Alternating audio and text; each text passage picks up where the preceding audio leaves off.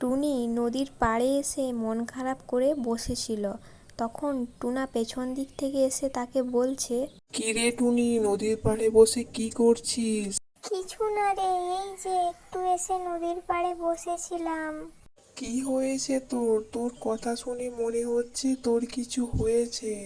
রে টুনা, সেরকম কিছু হয়নি, মনটা একটু খারাপ আছে, তাই এসে নদীর পাড়ে বসেছিলাম। তুই চিন্তা করিস না, তুই বাড়ি চলে যা। তুই মন খারাপ করে আছিস আর তুই বলছিস আমাকে তুই বাড়ি চলে যা?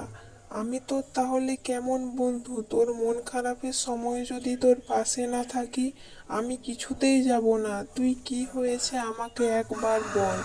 আর যদি না বলিস তাহলে জানবো আমাদের বন্ধুত্বের কোনো দাম নেই রে।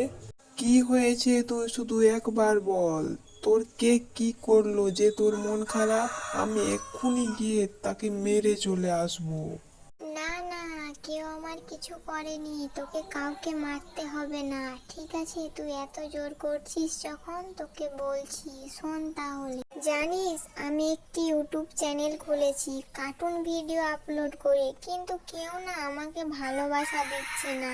কেউ আমার চ্যানেলে ঢুকে আমার ভিডিওগুলো কেউ দেখছে না, ভিউজ আসছে না, সাবস্ক্রাইবার হচ্ছে না। কি করব বলতো? আমার একটুও ভালো লাগছে না, আমাকে কেউ একটুও সাপোর্ট করছে না, একটুও ভালোবাসা দিচ্ছে না।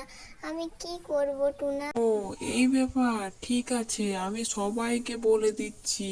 দেখ, তুই একটু মন খারাপ করিস না। সবাই তোর চ্যানেলে এসে তোর ভিডিও দেখবে, সাবস্ক্রাইব করবে, লাইক করবে, কমেন্ট করবে, শেয়ার করবে, সব কিছু করবে। তুই মন খারাপ করিস না টুনি।